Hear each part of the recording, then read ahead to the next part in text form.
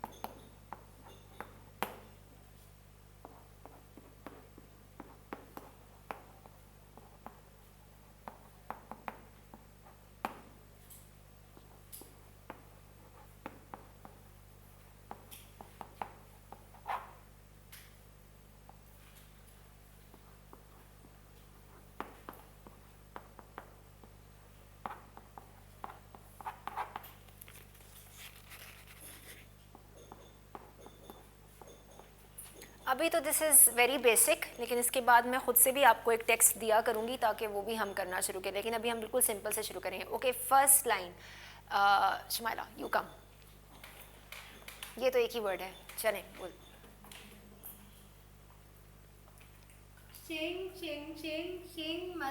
Okay stop, thank you. अब आप जाएं बाजी ester.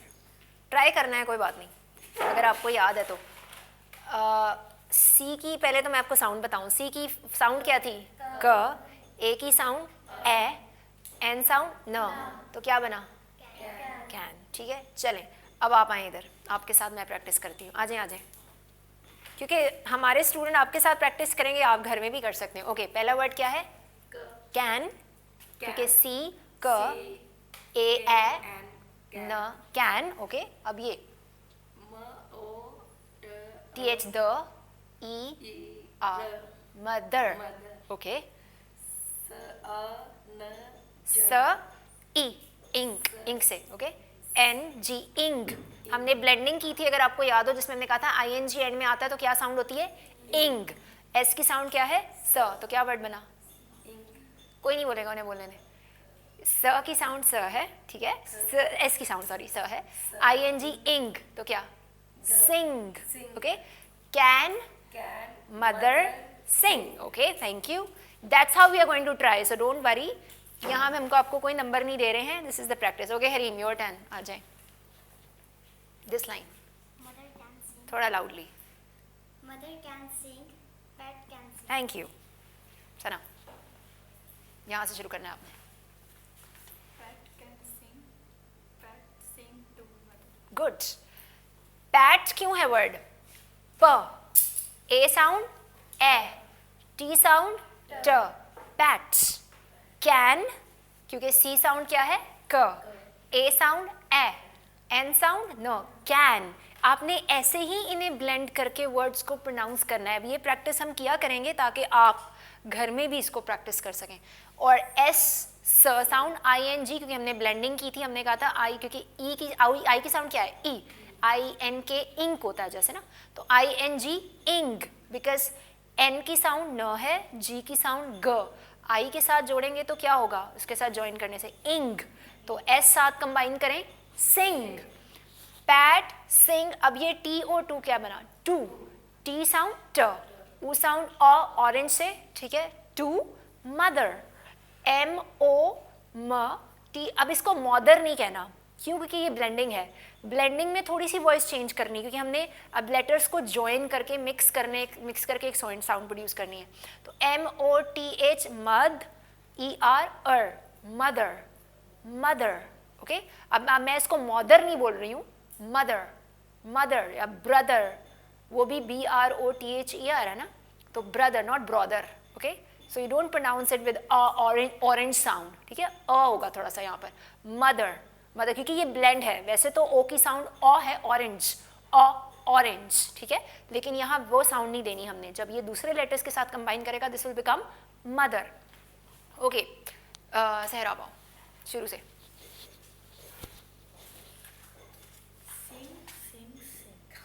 Sing, mother sing. Okay. बढ़ते हैं. Can mother sing? Mother can sing. Pet can sing. PAT. PAT. अगर पेट होता तो मैं क्या लिखती? PET. वो पेट है, ठीक है. ये pet. Pet can sing. Pet sing to mother. Good. Tanzeem भाई, ये तो इजी थिंग है, पूरा ही पढ़ना है अब. Sing, sing, sing. Sing, mother sing. Can mother sing? Okay. Mother can sing. Pet can sing. Pet sing to mother. Good.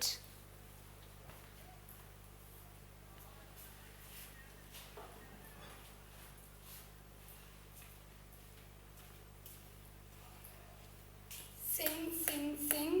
Sing, mother sing. Can mother sing? Mother can sing. Pet can sing. Pet sing to mother. Thank you. सिमरन.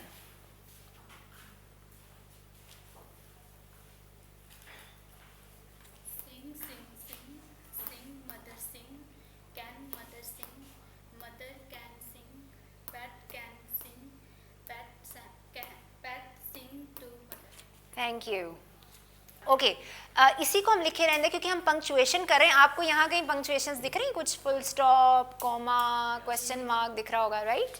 तो हमने study किया था कि जब full stop लगाते हैं, थोड़ी सी इसकी रिवीजन भी कर लें because we are going to go to punctuations. अब याद देखें, यहाँ मैंने लगाया है फुल स्टॉप, यहाँ भी लगाया है मैंने फुल स्टॉप. तो जब आप इसको रीड करेंगे तो कैसे करेंगे? सिंग.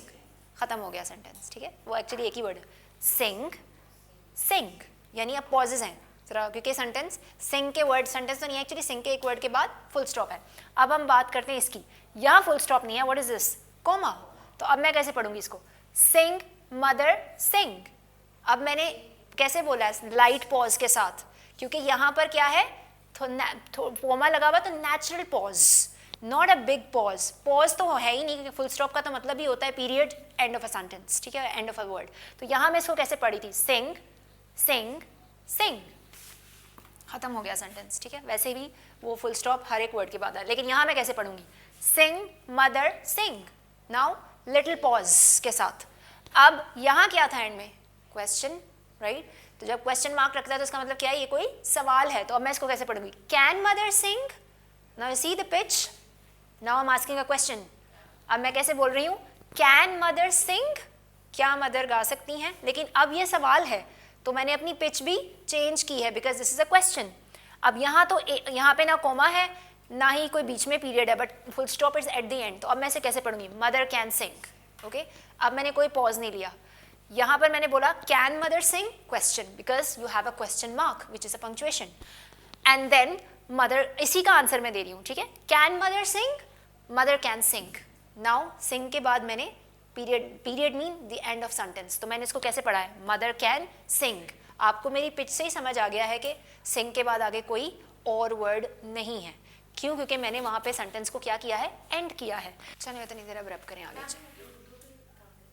किसकी, सिंग का मतलब था गाना, एक्चुअली इंग्लिश कर रहे हैं ना, इसलिए मैं ज़्यादा उस पर इंग्लिश में गाना, क्या मदर सिंग, मदर मदर गाओ, ठीक है। फिर क्या मदर गा सकती हैं, मदर कैन सिंग, यानी वो गा सकती हैं। पैट कैन सिंग, पैट कोई और पर्सन है, ठीक है। पैट गा सकता है, या पैट लड़की भी हो सकती है, तो बेसिकली मैंने लड़की का साम सुना, तो वाल से पैट कैन सिंग, यानी पैट गा सकती है। पैट सिंग टू मदर, यानी अब पैट से कह रहे हैं, अगेन यहाँ पॉज है, जब कॉमा लगाएंगे तो मतलब क्या है, पैट, यानी पैट से कहा जा रहा है सिंग टू मदर, क्योंकि कॉमा का मतलब है स्लाइट पॉज। हाँ जी, this is basically they are trying to improve your pronunciation, इसलिए वो एक वर्ड को बार बार लिखते हैं, क्योंकि मैंने आपसे कहा ना ये बिगिनर्स के लिए है this book. So why they are putting one word again and again, ताकि वो आपको हैबिट हो जाए उसकी, आप ताकि उसको प्रोनाउंस कर सकें इजीली।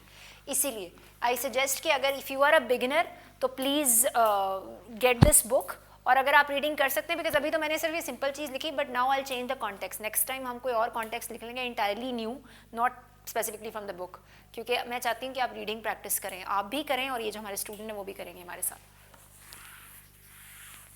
ओके, हम बात कर रहे थे पंक्चुएशंस की, और पंक्चुएशन लगाते हैं आप वाइल राइटिंग, क्योंकि बहुत दफ़ा आपको कभी कोई ऐसे लिखना होता है, या कोई लेटर लिख रहे हैं, या आप कोई आर्टिकल लिख रहे हैं, या you are writing your thesis और डिसर्टेशन, ये ज़रा हाई लेवल की चीज़ें, if you are doing higher studies, तो उन सब में आपको ये पंक्चुएशंस लगानी होती हैं, या आप कुछ रीडिंग कर रहे हैं तो आपको रीड करने के लिए भी इन पंक्चुएशंस के मीनिंग पता होने चाहिए।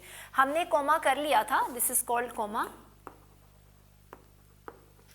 हमने कहा था कॉमा हम कहाँ लगाते हैं, या तो किसी सेंटेंस में नेचुरल पॉज हो, लाइट पॉज, जिस तरह Tania is studying biology, she is going to give her test tomorrow.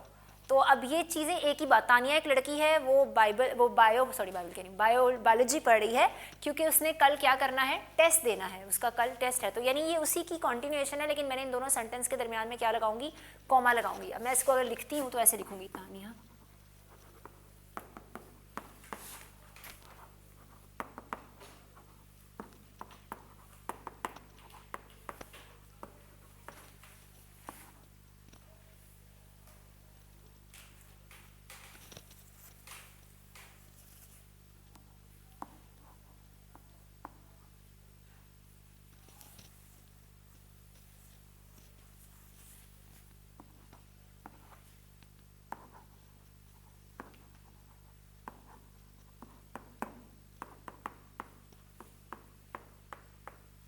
Okay.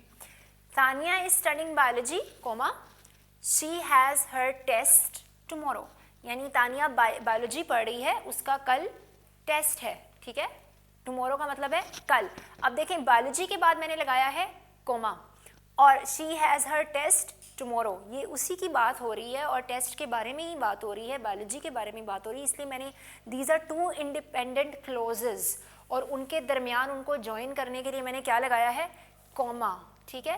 दो सेंटेंसेस हैं, लेकिन ये दोनों सेंटेंसेस एक ही बात कर रहे हैं, तो मैंने एक स्लाइड से पॉज लेने के लिए क्या किया है, Tania is studying biology, she has her test tomorrow. Now you see the pause I have taken, छोटा पॉज है, ठीक है।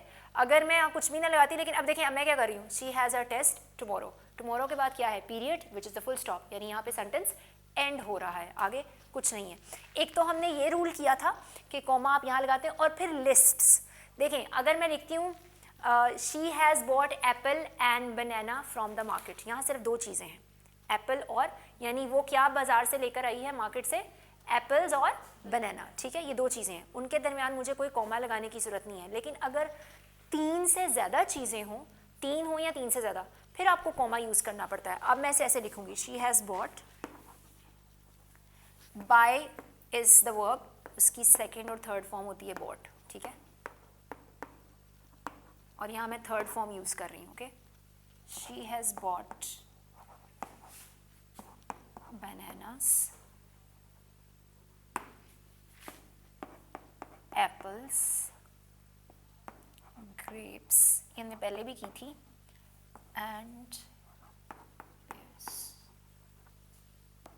from the market.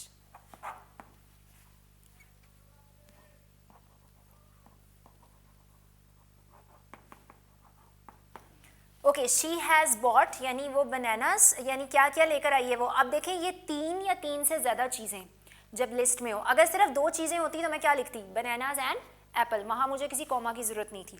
But this is the list of 4 fruits जिसमें बनाना है, एप्पल्स हैं, ग्रेप्स हैं और पेयर्स नाशपाती को कहते हैं।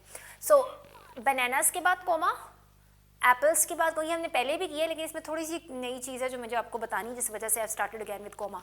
ग्रेप्स एंड पेयर्स के बाद है फुल स्टॉप, यहाँ सेंटेंस एंड हो रहा है, मीन दैट्स इट, इतना ही वो लेके आई है। So this full stop mean period also, period यानी यहाँ एंड हो रहा है। अब कभी कभी आप कॉन्टेक्स्ट में इसके बाद भी कॉमा लगा हुआ देखेंगे, एक बाद मतलब ये जो लास्ट वाला वर्ड है उसके बाद भी कोमा कहीं कहीं आपको दिखेगा। लैंग्वेज में कुछ ऐसे टेक्स्ट होते हैं जहाँ पर लगा होता है कोमा, इस कोमा को स्पेसिफिकली कहते हैं ऑक्सफोर्ड कोमा। ये आप लगा भी सकते हैं और ना भी लगाएं, दोनों सिचुएशन में कोई इशू नहीं है, क्योंकि कुछ इसको बोलते हैं क्या है ऑक्सफोर्ड कोमा। पहले मैं वो लिख लूँ फिर आपको आगे बताती हूँ इसकी कहानी क्या है, कहानी से मतलब इसका रूल क्या है।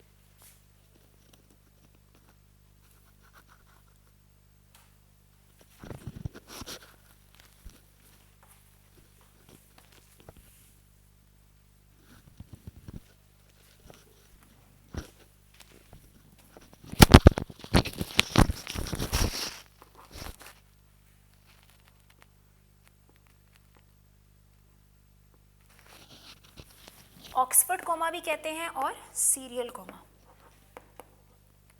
इस कोमा की क्या ख़ास बात है जी, ये जो कोमा है ये लगाया जाता है जब आप कोई कंजंक्शंस यूज़ करते हैं। अगर आपको याद हो हमने कोऑर्डिनेटिंग कंजंक्शन की बात की थी, जब मैं ये लिखूंगी आपको याद आ जाएगा, आ गया याद, ठीक है। फैन बॉयज हमने शॉर्ट कहा था, right. F for, A and, NOR, but, और, येट, सो, ठीक है। ये सारे कंजंक्शंस हैं जो सेंटेंसेस को क्या करते हैं, जॉइन करते हैं। इन जो ऑक्सफोर्ड कोमा है या सीरियल कोमा है वो आप इस तरह के कंजंक्शन से पहले लगा सकते हैं, क्योंकि जो ऑक्सफोर्ड लैंग्वेज है, जब लोगों ने अपने आर्टिकल्स लिखने होते हैं या डिसर्टेशन मतलब जो थीसिस लिख रहे होते हैं या कोई ऐसा कॉन्टेक्स्ट आप लिख रहे हैं, एस्से लिख रहे हैं, उसके अंदर अगर आपको एक स्पेशल लैंग्वेज सिस्टम दिया गया, Oxford is a British system and this is internationally recognised. Even America में भी जो फॉर्मल राइटिंग्स है वहाँ ऑक्सफोर्ड ही फॉलो होता है। इसकी बुक्स भी होती हैं, those who are in the teaching profession और एकेडमिक्स उनको पता है मैं क्या बात कर रही हूँ, क्योंकि ये जो ऑक्सफोर्ड प्रेस है ये स्पेसिफिकली एकेडमिकली इनका हर जगह पूरी वर्ल्ड में इनका एक सिस्टम है जो पढ़ाया भी जाता है और सिखाया जाता है। This is a British system actually. जिस तरह ओ लेवल जो बच्चे करते हैं जो ब्रिटिश कोर्स, इसी तरह उनके भी ऑक्सफोर्ड की तरफ से कोर्सेज होते हैं। तो ऑक्सफोर्ड कोमा जो है ये प्रॉपर फॉर्मल राइटिंग के लिए इस्तेमाल होता है, बिकॉज अब वर्ल्ड में मैंने जैसे आपसे कहा इनफॉर्मल राइटिंग भी है और फॉर्मल राइटिंग भी है, ठीक है। जिस तरह आप किसी से बात करते हैं लोग स्लैंग यूज़ करते हैं, या व्हाट द हेल, लोग इस तरह की चीज़ें आम यूज़ करते हैं, दिस इज स्लैंग। या गो टू हेल यानी जहन्नुम में जाओ तुम, इस तरह के जो वर्ड्स हैं, ये जब हेल का वर्ड लगाना, अब दिस इज़ कॉल्ड स्लैंग। वैसे तो इंग्लिश लैंग्वेज में ये बड़े कॉमन वर्ड्स हो चुके हैं, गो टू हेल यानी जहन्नुम में जाओ। एक्चुअली तो आप उसको कर्स कर रहे हैं उस पर्सन को, आप उसे कहने तुम जहन्नुम में जाओ। और बाइबल में तो लिखा है कि your words they carry the power of life and death. Proverbs में लिखा है, प्रोवर्ब्स क्या था बाय द वे, मैंने बताई थी ना आपको वो प्रोवर्ब्स क्या, गुड, इमसाल। मिसाल की किताब में, it's a wisdom book of the Bible, उसमें लिखा है कि आपकी जो टंग है, यानी आपकी ज़ुबान है और आपके जो वर्ड्स हैं, they have the power of life and death. तो आप किसी को ऐसे ही बोल रहे हैं मुझे बड़ी इंग्लिश आती, गो टू हेल, मतलब ये आम सी बात है आपके लिए। और अब लोग कहते हैं कि नहीं, अब कुछ जो पढ़े लिखे लोग हैं, बहुत दफ़ा अब जो मतलब बहुत हाईली एजुकेटेड लोग हैं और जो इंग्लिश लैंग्वेज को बहुत अच्छे से समझते हैं, वो इस चीज़ को अंडरस्टैंड करते हैं कि व्हाट द हेल और गो टू हेल, ये जो इस तरह के सेंटेंसेस हैं, दे आर स्लैंग। स्लैंग वो लैंग्वेज होती है जिसमें हर फजूल चीज़ और हर आम बात आप ऐसे ही बोल देते हैं बगैर सोचे समझे। तो वो इनफॉर्मल राइटिंग्स या इनफॉर्मल वे है बात करने का, क्योंकि फॉर्मल होता है एक प्रॉपर तरतीब के साथ और एक एटिकेट्स में रहते हुए, तमीज़ में रहते हुए जो लैंग्वेज बोली जाती है ना, दैट इज़ या लिखी जाती है, दैट इज़ फॉर्मल राइटिंग। तो इनफॉर्मल में इस तरह के अगर आप सेंटेंसेस यूज़ करते हैं, दे आर रॉन्ग। तो इसकी जगह लोग पता है क्या अब इंग्लिश में बोला जाता है, हेल की जगह बोलते हैं व्हाट द हेक। अब वो हेल नहीं बोलते, वो उसकी जगह बोल देते हैं hack. This is euphemism. Euphemism यानी मीनिंग यही है, लेकिन अब हेल ज़रा ज़्यादा हैवी वर्ड हो गया तो उसको चेंज करके उन्होंने क्या कह दिया, व्हाट द हेक, यानी क्या बकवास है। जैसे आप उर्दू में कहते हैं ना, क्या ये क्या बकवास है, व्हाट द हेक। तो अब लोग हेल की जगह हैक का इस्तेमाल करते हैं, या वो कह देंगे हैक का बोल देंगे, ओ हैक या ओ हेल, ऐसे करके लोग बात कर देते हैं। मगर प्लीज़ बी केयरफुल, ये जो लैंग्वेज है स्लैंग लैंग्वेज जो मैं आपको बताना चाह रही हूँ, क्यों बता रही हूँ ये, क्योंकि ये चीज़ें होती हैं इंग्लिश में, आप लिखी भी देखेंगे, आप सुनेंगे भी, but you need to decide कि आपने किस तरह की लैंग्वेज को फॉलो करना है। ये I am a teacher my self, मगर मेरे मुंह से आज तक ऐसा कोई वर्ड नहीं लिखा व्हाट द हेल और go to hell and all that. मैंने कभी ये नॉर्मली भी ऐसा कोई वर्ड यूज़ नहीं किया, बिकॉज कम अज़ कम इतनी विजडम खुदा ने थैंक गॉड मुझे दी है कि नाउ आई कैन डिसाइड कि these are wrong sentences, I should not be using them, चाहे वो फिर मैं वैसे भी मेरे मुंह से कभी भी नहीं निकले, क्योंकि मैं ये जानती हूँ कि ये गलत है। इसीलिए प्लीज़ बी केयरफुल।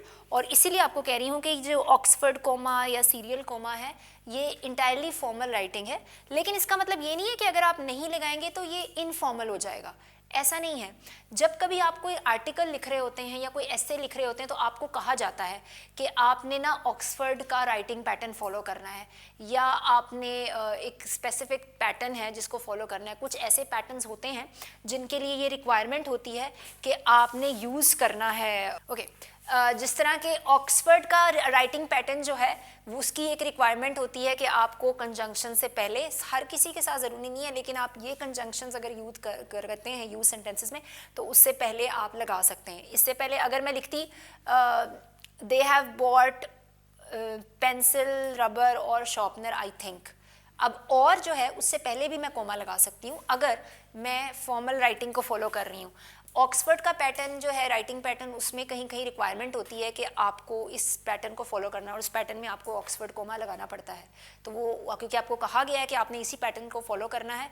जो लोग थीसिस लिखते हैं या राइटिंग करते हैं या किसी मैगज़ीन में काम करते हैं या कोई आर्टिकल लिखते हैं, न्यूज़पेपर्स में काम करते हैं या बुक रीडिंग या बुक राइटिंग करते हैं, उनको ये बातें पता होती हैं क्योंकि उन्हें एक राइटिंग पैटर्न दिया जाता है कि इस पैटर्न पर लिखना है। या फिर शिकागो मैनुअल है, शिकागो इज़ इन अमेरिका, वो उनका जो मैनुअल्स लिखे जाते हैं उनका भी राइटिंग पैटर्न में ये रिक्वायरमेंट है कि आपने कोमा लगाना है। लेकिन प्लीज़ ये मत सोचें कि अगर आप नहीं लगा रहे हैं तो आपका सेंटेंस गलत है, क्योंकि वैसे भी अगर आप इसके बगैर भी करेंगे तो भी मीनिंग वही है, and it's not informal in any way. तो आप लगा भी सकते हैं, ये आपकी चॉइस है कि अगर आपको स्पेसिफाई किया गया है कि जी आपने ऑक्सफोर्ड पैटर्न फॉलो करना है या आप खुद से करना चाहते हैं ऑक्सफोर्ड पैटर्न को फॉलो, तो फिर आप कोमा लगाएंगे। ये इसलिए बताया जा रहा है आपको क्योंकि जब आप रीडिंग करेंगे आप कॉन्टेक्स्ट में देखेंगे कहीं कहीं एंड से पहले या और से पहले, फोर से पहले या येट से पहले, नोर से पहले आपको कोमा दिखेगा, पर पहले यानी एंड से पहले लगा हुआ है कोमा। अगर यहाँ और होता तो उससे भी पहले यहाँ कोमा लग सकता है। तो बट दोनों सिचुएशन में it's correct. Do not think कि अच्छा मैं नहीं लगाऊंगी या नहीं लगाऊंगा तो मेरी शायद बहुत बड़ी मिस्टेक निकाल देंगे टीचर, ऐसी कोई बात नहीं है। अगर आप उसके बगैर भी लिखेंगे तो इट इज़ करेक्ट, क्योंकि जो उसके बगैर वाला पैटर्न है जिनको कोमा नहीं चाहिए होता वो है ALP स्टाइल। ALP जो है वो भी इंटरनेशनली राइटिंग स्टाइल है और उसको भी बहुत सारे लोग दुनिया में फॉलो करते हैं। तो उसमें इसकी रिक्वायरमेंट नहीं होती ऑक्सफर्ड कोमा की। इट्स अ स्पेशल कोमा जो आप स्पेसिफिकली कंजंक्शन से पहले लगाते हैं। तो that is a specific case जिसमें अगर आप लगाना चाहिए, जिस वो just for an information, because ये राइटिंग में आप देखेंगे ये चीज़। Okay, so this is it with the comma. अब हम आगे चलेंगे।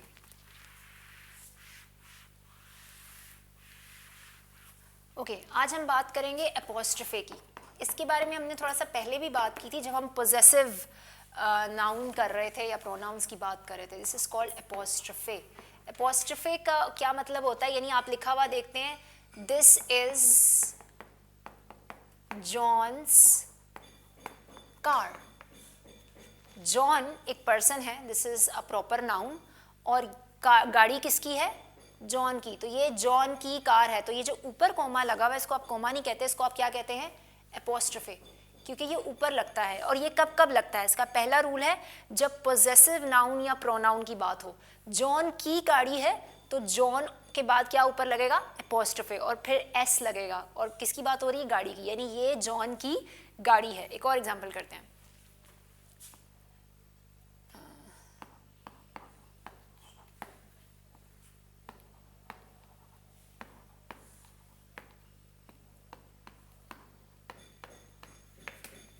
ये सना की बुक थी. This was Sana's book. अब अपोस्ट्रोफे अगेन आपने यहाँ पर लगाया है, लेकिन कहाँ, सना के बाद, ठीक है, ऊपर. तो ये पोजेसिव, जो पोजेसिव नाउन यूज करते हैं आप, उनमें लगाते हैं. एक तो ये रूल है. दूसरा आप इसको लगाते हैं कॉन्ट्रैक्शंस में.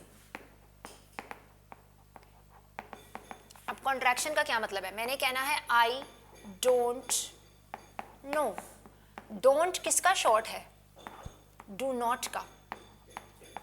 इसको बोलते हैं, इस तरह के जो वर्ड्स हैं जिनको आप शॉर्ट करके इंग्लिश में लिखते हैं, इसको बोलते हैं कॉन्ट्रैक्शंस. यानी मैंने डू नॉट का क्या कॉन्ट्रैक्ट फॉर्म लिखी है, डोंट, और वहां देखें मैंने DON के बाद क्या यूज किया है, एपोस्ट्रोफे. तो ये कॉन्ट्रैक्शंस के लिए आप यूज करते हैं और पोजेसिव नाउन्स के लिए. अगर मैं लिखती हूँ, अगर आपने किसी को कहा थैंक यू, आगे से आप जवाब देता है वो आपको, यू आर वेलकम. अब यू आर वेलकम में यू और एपोस्ट्रोफे RE का मतलब क्या है, you are. Actually it is you are welcome. और योर वेलकम में आपने किया यू आर की कॉन्ट्रैक्टेड फॉर्म लिखी है एपोस्ट्रोफे के साथ. तो एपोस्ट्रोफे आप जहां भी लगाएंगे, या तो वो पोजेसिव नाउन या प्रोनाउन के लिए लगाएंगे, या आप कॉन्ट्रैक्शंस में लगाएंगे. So this is where you will use apostrophe. आज हम इधर ही एंड करेंगे because we don't have much time कि हम आज शाम की तरफ जाएं, but we will do that in the next episode. Thank you so much. Keep practising and stay blessed.